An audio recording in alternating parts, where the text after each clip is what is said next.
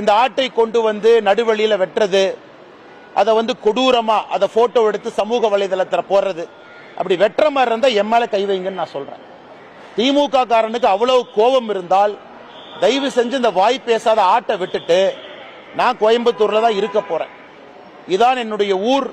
இங்க விவசாயம் பார்த்துட்டு இருக்கேன் கரூர் பக்கத்துல. இங்க நம்முடைய ஃபவுண்டேஷன் இருக்கு. இந்த கட்சியினுடைய தொண்டனா இருக்கேன். நான் எங்க இருக்குன்னு எல்லாத்துக்குமே தெரியும். அப்படி திமுக இருக்கக்கூடிய தொண்டனுக்கு என் மீது அப்படிப்பட்ட ஒரு கோபம், அண்ணாமலையின் மீது கை வைக்க வேண்டும் என்ற ஆசை இருந்தால் என் மேல கை வைங்க. அந்த அப்பாவி ஆட்ட, வாய் பேசாத ஆட்ட நடு ரோட்ல ஏன் தரதன இழுத்துட்டு போய் தலையை வெட்டி அது கொடூரமாக அந்த ரத்தம் வெளியே வர்றதெல்லாம் படமாக எடுத்து எதுக்கு சித்தரிச்சு சமூக வலைதளத்தில் போடுறீங்க?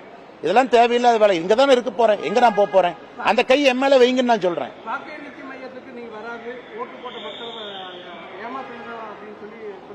யார் சொல்லிட்டு இருக்கிறாங்க?